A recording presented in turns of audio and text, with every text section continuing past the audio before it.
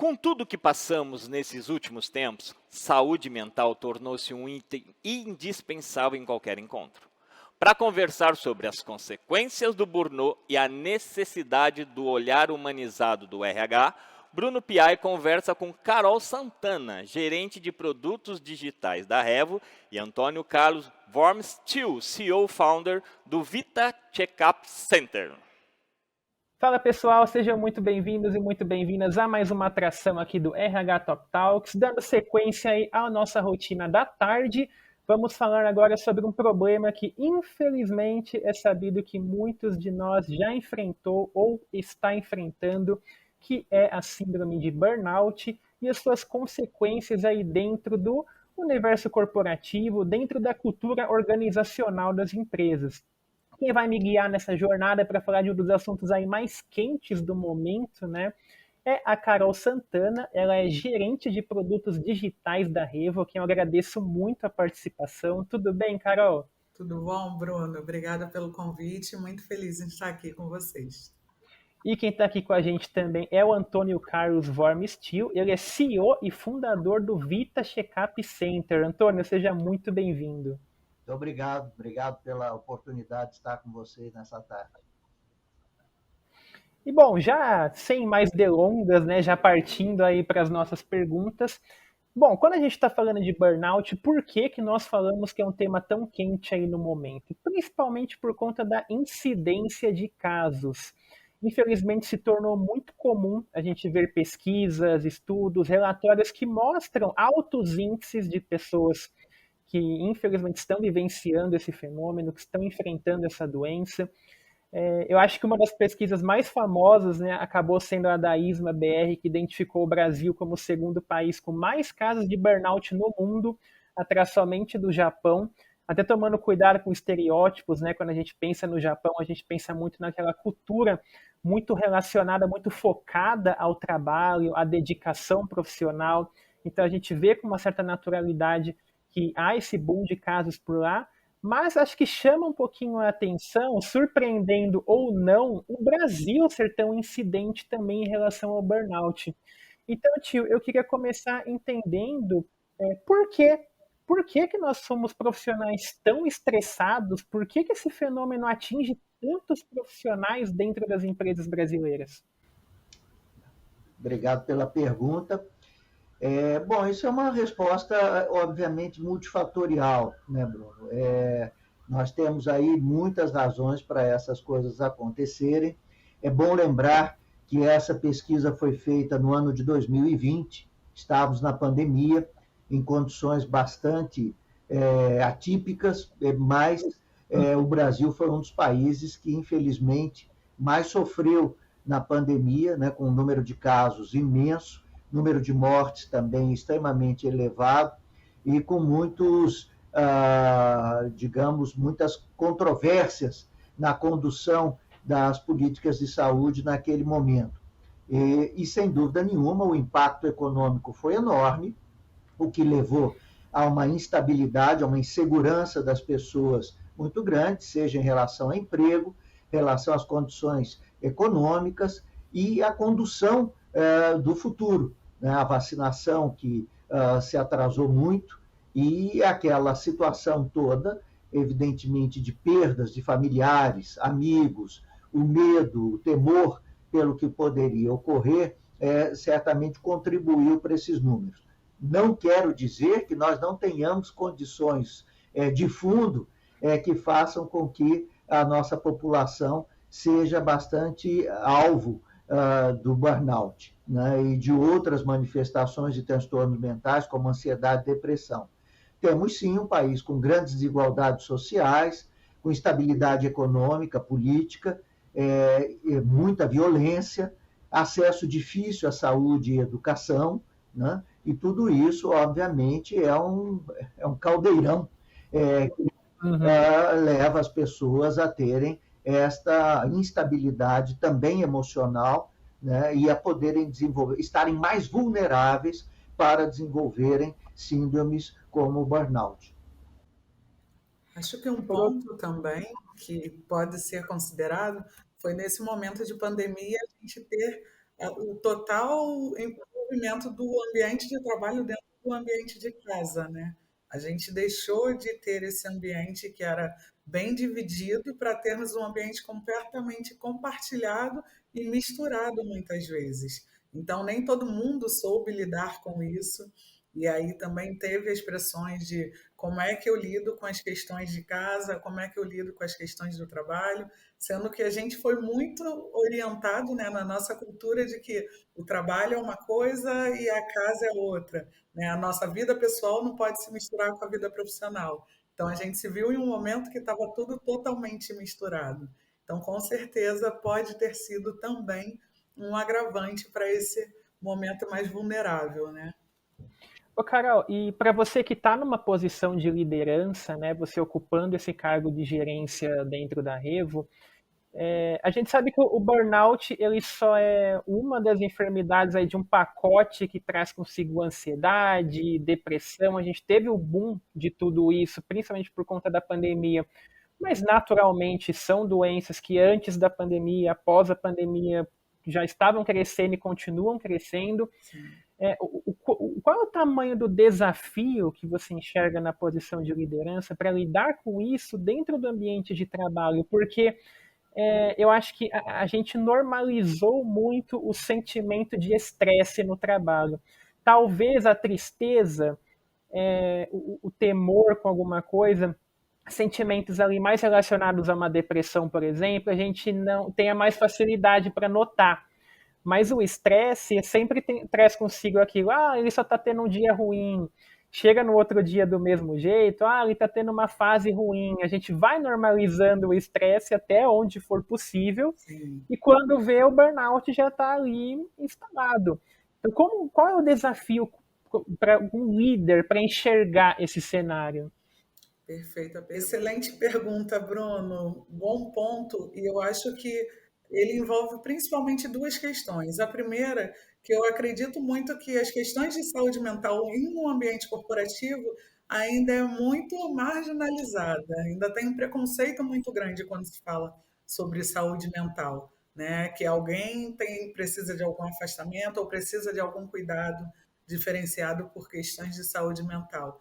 E por causa disso, a gente precisa de uma mudança de mentalidade muito grande dentro dos nossos ambientes, né? Como uma líder, eu observo muito que durante esse momento de pandemia ficou todo mundo muito mais sensível, né? Seja pelas inseguranças, como o tio citou, e as dúvidas de tudo, né? Do ambiente que a gente estava, seja pela pressão de resultado, mesmo com o ambiente de pandemia, a gente precisava entregar, então as pessoas ficavam muito no, tá, eu estou me sentindo um pouco triste, eu estou me sentindo mal hoje, eu estou muito ansiosa hoje, mas eu preciso entregar. E aí entra uma ansiedade por outra e vai tendo uma junção de tudo isso. E nós, enquanto líderes, eu acho que a gente precisa ter um olhar cada vez mais humano mesmo e olhar para o nosso colaborador não só como um número ou como alguém que precisa entregar, mas como alguém que precisa estar bem, tanto física quanto emocionalmente, para conseguir fazer o trabalho e entregar. Então, aqui na Revo, particularmente, a gente teve muito esse cuidado nesse início de entender como é que era o ambiente que essa pessoa estava, porque uma coisa é a pessoa sair de casa e ir para um escritório onde é todo planejado e programado para que ela trabalhe bem, né? Então, dentro Uhum. de casa, ela tem esse ambiente, né? Tem os equipamentos necessários, ela consegue cumprir os horários plenamente, sabe? Precisa fazer algum horário diferente para que consiga atender as demandas que ela tem no dia a dia.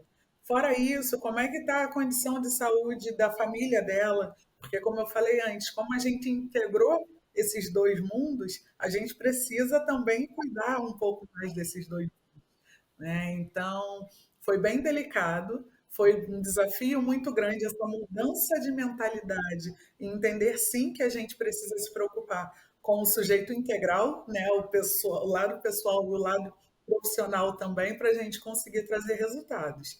Mas a gente tem conseguido. Então, acho que vai muito desse olhar mesmo para a pessoa que está ali na nossa equipe antes da cobrança pelos resultados profissionais dela. E, ô tio, até pegando o gancho disso que a Carol trouxe, há bem pouco tempo nós publicamos no RH para Você, que é o veículo de comunicação do grupo Top RH, um relato que nós fizemos, uma entrevista com uma influencer, falando sobre um burnout que ela viveu. E esse relato ela acaba sendo mais forte porque ela conta que o pós-burnout que ela está vivenciando é tão sério quanto o momento ali durante o burnout. Eu acho que quando a gente está falando de enfermidades mentais, a gente tem a visão da depressão como se tivesse ali, como a top 1, a mais grave, a mais perigosa, e doenças como ansiedade, como burnout, a gente não dá aquele devido valor de preocupação. Tanto que a ansiedade é resposta de processo seletivo, né? Qual que é o seu maior defeito? Eu sou ansioso. Então, se eu falei que o estresse é normalizado, a ansiedade, então, nem se fale, né? E essa influencer, ela contou no relato que após o burnout, quando ela voltou para o trabalho, ela teve uma síndrome de pânico, aquele ambiente já causava um desespero nela, ela não conseguia estar mais ali. E ela fala que até hoje, meses depois de vivenciar a situação, ela ainda tenta se reencaixar nos rumos, digamos assim. Então eu queria que você falasse um pouquinho nesse sentido do quão grave o burnout pode ser. Porque muitas vezes a gente pensa que é uma coisa que passa rápido. Ah, tá com burnout, fica alguns dias em casa, descansa que o estresse passa e não é bem assim. Ele tem consequências que se prolongam, né? Eu queria que você entrasse um pouquinho nesse mérito. Então, Bruno, acho que essa sua pergunta, ela realmente enfoca um aspecto muito importante, bem situado na nossa área, na área de saúde, né, na área médica propriamente, quer dizer, multidisciplinar, né? Porque entra toda a equipe aí, é o psicólogo, é o psicoterapeuta, é o preparador físico. Temos que lidar com isso de uma forma multidisciplinar, né? Mas focalizando o primeiro comentário é que a ansiedade, que é bastante banalizada, ela é também uma manifestação de depressão, muitas vezes, né? Então, falar que é ansioso, falar que é agitado, de fato, ficou mais aceitável. Mas isso não quer dizer que essa ansiedade não seja já um sintoma do burnout e que a gente não tenha que dar importância. Talvez o que possa ajudar muito uma das características exatamente do burnout, que é a despersonalização, é a gente observar uma mudança de comportamento da pessoa no que tange a sua ansiedade, né? A ansiedade, ela muda de característica, de qualidade, de intensidade, a gente deve, o gestor de RH, a pessoa que está ali, o líder de equipe, de time, ele deve estar atento a isso, né? De fato, você abordou um aspecto também muito importante, que é o tempo de tratamento do burnout. Não existe um tempo de tratamento estabelecido. Por quê? Porque a intensidade, a forma como acomete a pessoa a síndrome de burnout, essa doença, ela vai ser evidentemente diferente. Ela não é igual para todos. E o tratamento, a forma de lidar com a recuperação dessa pessoa vai ter que ser individualizada. E quem tem que acompanhar isso? Tem que acompanhar isso a equipe multidisciplinar. Então, é o médico, é o psiquiatra, é o psicólogo, é a terapeuta ocupacional, é o fisioterapeuta, muitas vezes, que vai ajudar com alguns exercícios, o preparador físico, que vai colocar um programa, que isso também é uma ferramenta de melhoria da pessoa, de resgate da pessoa à sua condição normal. Então, esse é um aspecto que tem que ser olhado desta forma. Respondido isso, falando sobre o pós-burnout, né, se de fato a gente pode conseguir fazer esse dia em que estou livre do burnout, tive alta, né, esse retorno, ele é um retorno muito delicado, né, tem que ser realmente muito bem programado, junto com o gestor de RH da empresa. Muitas vezes, o afastamento não é a melhor solução. Muitas vezes, a realocação da pessoa, desse colaborador dentro da empresa, para um ambiente diferente, para um ambiente onde ele tem mais relacionamentos pessoais, onde o tipo de tarefa é diverso daquele que ele fazia, a pressão é um pouco menor, pode ser mais saudável, né, para ele, mais terapêutico do que o afastamento, porque ficar em casa não é, muitas vezes, uma boa solução. Né? Ela faz uma convivência ali de isolamento, muitas vezes muito complicado. E o relacionamento pessoal, a gente sabe que tanto para a prevenção do burnout na empresa, quanto para a recuperação, é uma ferramenta de grande valia, né? O ambiente da empresa.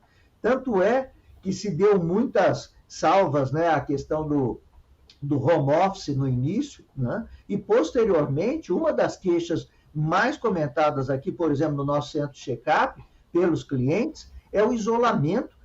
Um ponto importantíssimo que a Carol comentou, que é a mistura do ambiente familiar com o ambiente profissional, com a perda de limite desses ambientes. Então, teve um cliente que exemplificou que ele ficava na sala, ele começava o dia na sala tomando café, na mesma mesa depois vinha o notebook, ele trabalhava o dia inteiro, depois ele almoçava na mesma mesa, chegava de noite, ele assistia a TV a partir daquela mesa, com as crianças e o cachorro correndo atrás. Então, você imagina, né, o estresse, o cenário. Né, então, é evidente que isso também não foi saudável. Né? Então, o retorno, voltando à sua pergunta, ele é muito delicado, ele tem que ser muito bem pensado. Por vezes, fazer isso como um desmame, de forma gradual, pode ajudar bastante, mas sempre monitorado por um profissional da área de saúde. Isso é fundamental. Não é porque aquela crise, aquele momento agudo passou, que eu posso liberar essa pessoa que passou por isso. Eu tenho que continuar acompanhando, continuar monitorando, e o ideal é que as pessoas que estejam mais próximas possam fazer esse papel. O papel acolhedor do RH, do líder ali do time, que possa estar ali junto, com acompanhamento profissional. E nesse sentido, Carol, eu queria que você contasse um pouquinho, porque a Revo ela é uma empresa que ela tem uma abordagem humanizada para o mercado, ela leva todo esse conceito de humanização externamente, mas, claro, também há todo um processo interno, né, de cuidado com o colaborador, de acompanhamento com o bem-estar e a saúde mental, tanto que vocês têm, inclusive, a Escola das Emoções, correto? Sim. E eu queria que você falasse um pouquinho o que é essa escola, como que funciona esse projeto, porque a gente fala muito de emoções, né, no desenvolvimento de habilidades, de soft skills, inteligência emocional, resiliência que às vezes pode ser aquela armadilha, né? E quando a gente está falando de emoções, isso é amplificado. E é muito curioso vocês terem esse conceito de escola das emoções. Eu queria que você falasse um pouquinho como que funciona. Maravilha. Até antes de eu entrar um pouquinho mais sobre a escola das emoções, a gente aqui, o exemplo que o tio deu sobre o movimentar o colaborador de uma área para outra, né, observar, também vem muito de um papel do líder estar mais próximo e estar percebendo que essa movimentação pode ser importante, que pode fazer sentido. Eu voltei nesse ponto porque aqui na Revo nós tivemos algumas movimentações assim, né, por sentir, e como o tio falou também, a personificação da pessoa vai mudando, né, ela vai perdendo um pouco a personalidade dela, o comportamento dela vai mudando. Então, quanto mais próximo a gente é da nossa equipe, mais fácil a gente conseguir identificar e mais rápido a gente consegue dar algumas respostas que ajudam também a evitar chegar num ponto de esgotamento tão intenso. Né? Então, acho que fica também muito como uma dica para os líderes estarem observando, sabe, o que é possível fazer ali com o seu colaborador, o entender, o conversar com o colaborador. E aí já vem um ponto também da Escola das Emoções, que foi um projeto que a gente desenvolveu, um programa que a gente desenvolveu aqui internamente. Também durante a pandemia, a gente viu muito o acrescente sobre questões de saúde mental aqui internamente e também em todo o mercado, né, que a gente produz treinamentos corporativos para outras empresas, e o quanto era necessário e, ao mesmo tempo, muito sensível falar sobre isso. Então, a Escola das Emoções é um projeto que a gente desenvolveu em parceria com Augusto Cury, que hoje é considerado um dos psiquiatras mais lidos do mundo, né? E que a gente está trabalhando conteúdos que falam sobre estresse, que falam sobre a gestão das emoções como um todo, que fala sobre ansiedade, que fala sobre burnout, e muito com o viés que a gente precisa entender o que são essas doenças para a gente conseguir saber como prevenir e como combater, né? Porque muitas vezes a gente também não sabe Uhum. que está acometido dessa doença porque a gente não sabe o que é. E como você falou, a gente normalizou muito o estresse, a gente normalizou muito o estar na correria, né? Até um ponto que eu falo bastante aqui com a equipe de, como é que tá tudo? Tá na correria. Eu falo, então tá errado. A gente precisa voltar aqui e Desacelera, calma. se organiza para não estar tanto assim, sabe? Porque muitas das vezes a gente está em um ambiente com tanta pressão e com tanta correria que a gente vai perdendo pelo caminho coisas muito importantes, né? E um ponto que é muito legal na na escola das emoções é que a gente fala sobre o você aprender a lidar com as suas emoções. Nem sempre o estresse é ruim, nem sempre a ansiedade é ruim, se você souber lidar com ela, né? Se você souber tirar proveito dos seus sentimentos. A gente até brinca aqui numa dinâmica de que se você só for amor, você também vai se afogar, né? Se Hum, você for só empatia o tempo inteiro, você não consegue sair do lugar. Então, assim, o uhum, ideal é que você tenha um equilíbrio entre todos os seus principais sentimentos. Então, eu tenho todas as suas principais emoções, né? Então, eu estou muito estressado hoje. Como é que eu lido melhor com o meu estresse? Quais são as situações que me deixam mais estressados, sabe? Por outro lado, quais são as situações que me deixam mais felizes? Então, a uhum. gente faz algumas dinâmicas aqui também internamente que a gente pergunta isso para as pessoas, de fala de 3 situações no seu dia hoje que te fizeram feliz. E muitas vezes a pessoa não sabe falar. Aí 3 situações que te estressaram e sai de imediato. Aí fala, se você sabe que isso te estressa, então por que você não aprende a lidar melhor com isso? Então, Uhum. muito do ponto de nem toda emoção é vilã, né? Então, a gente tem que saber lidar com ela, como a gente conduz ela. E o primeiro ponto é muito o conhecimento, o saber o que é a ansiedade, o que a ansiedade me causa, sabe? O que é o burnout? O que ele me Uhum. causa? Como eu posso prevenir? Como eu posso mudar minha rotina e meu dia a dia para que eu não chegue a um nível de esgotamento total, né? Para que eu não chegue a um nível de doença de fato. Então, dentro da gestão da emoção, da escola da emoção, a gente fala muito disso, né? Tem muitas teorias e muitos conceitos do Cury por trás disso, mas a base dela é a gente entender quais são as nossas emoções, né? E aprender a lidar com elas no dia a dia.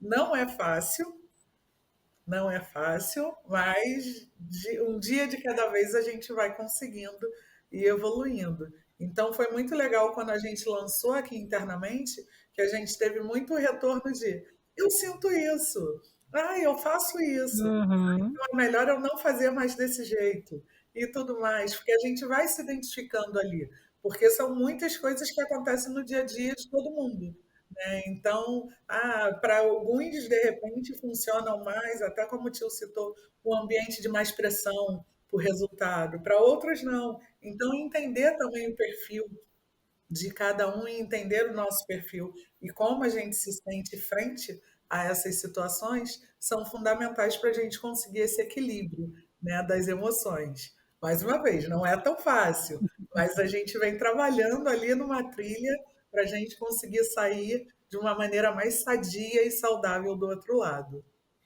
E aí, ô tio, encaminhando para o final, acho que 2 pontos muito legais desse relato da Carol. Primeiro, quando você tem uma iniciativa como a Escola das Emoções, você está trabalhando uma cultura ali de prevenção. E quando a gente está falando de saúde nas empresas brasileiras, a gente sabe que a cultura padrão é a de reação. Então você deixa para combater o problema só quando o problema começa a existir de fato. E eu achei muito legal falar abertamente daquilo que você citou de uma movimentação interna, né? Quando acontece algum caso, quando tem alguma coisa, porque não adianta você devolver a pessoa para o mesmo ambiente que causou todo o problema nela. E é muito legal ela falar sobre isso, porque aí é como você estava falando no começo da conversa, por mais que você tenha um ambiente de trabalho, às vezes, o mais positivo possível, empático, saudável, o externo também conta. O quanto que um ambiente de trabalho compensa uma semana de chuvas em que você está pegando enchente todo dia e além de você chegar em casa às 7 horas, você chega às 10 horas da noite. Então isso tem um peso também. Então, para a gente finalizar, eu queria que você falasse um pouquinho quando que eu tenho que ligar o sinal amarelo. Quando que eu sei que um dia ali ruim pode se transformar numa semana ruim e talvez isso seja normal, seja algo momentâneo, ou de fato eu, como colaborador, um líder ali observando os colaboradores, tem que começar a ter essa visão que, opa, tem alguma coisa errada acontecendo, tem determinados sintomas se manifestando, então talvez possa ser um cenário de burnout. Quando começar a ter de fato esse olhar? Muito bom. Por vezes é difícil ter essa percepção, né? Porque a nossa tendência, muitas vezes, de banalizar aquilo que a gente está sentindo é muito grande. Então, a gente arranja algumas explicações rápidas. Não, isso é por isso é por aquilo. Hoje eu estou mais triste. Não, mas é que ontem aconteceu isso. Dormi mal, não consegui dormir. Não, mas é porque estava frio, enfim, o ar-condicionado.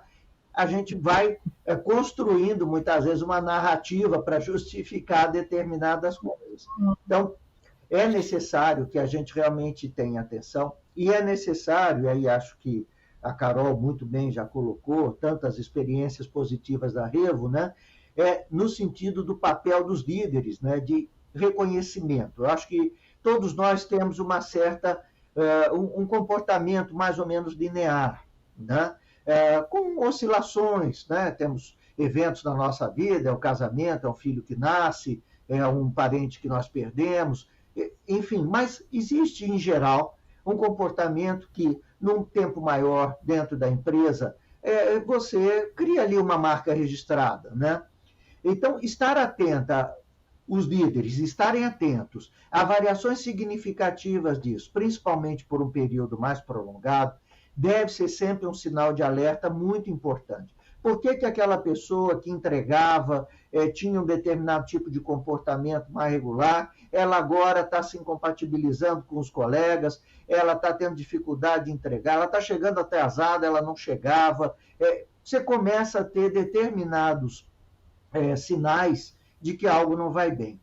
Para o indivíduo, porque essa questão do burnout, ela junta o autocuidado e ela junta a empresa. A empresa tem que cuidar, mas cada um de nós também tem que estar atento para isso. Se nós não estivermos atentos para isso, também fica muito difícil. Então, é muito importante que o colaborador, se ele começa a perceber que algumas coisas estão indo muito mal com ele, estão acontecendo de forma atípica, ele deve procurar a empresa, ele deve procurar o seu líder, né? Ele deve procurar, se tem um departamento de saúde ocupacional, deve procurar conversar com o médico, o psicólogo, porque alguma coisa mais grave pode se suceder e ele pode evitar se ele tiver essa preocupação. E o que a gente pode, de sintomas mais comuns, né? Desmotivação, cansaço exagerado, aquela falta de vontade de fazer a mesma coisa que me dava uma vontade enorme de concluir, de fazer, de poder apresentar. Eu não quero apresentar, estou sem o menor saco de fazer isso, né? Quer dizer, a gente começar a ter desmotivação, um cansaço, as noites começarem a ser piores, a gente dormir mal, né? A insônia é um sinal bastante frequente, alterações de humor, né? Irritabilidade, né? Aquilo que o colega comentava e que eu achava graça, hoje eu não acho mais, para os caras ficar falando besteira, né? Quer dizer, o fair play que vai embora, né? Então, esse desinteresse e, muito importante, você se achar menos produtivo. Poxa, aquilo que eu fazia, não vou fazer porque não faz diferença mesmo, ninguém vai reconhecer. Você começar a se sentir esvaziado, né? A baixa autoestima, portanto. Então, esses sinais eu consideraria que são sinais importantes, sinais e sintomas importantes que a pessoa tem que estar atenta e que quem trabalha com ela e que está ali monitorando, sempre monitorando, né, desempenho e o relacionamento, também tem que estar atento.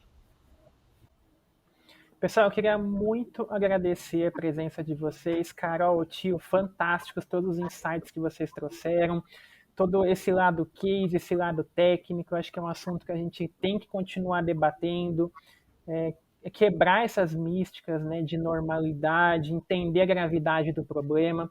Então, muito bacana mesmo poder contar aí com toda a expertise de vocês no assunto.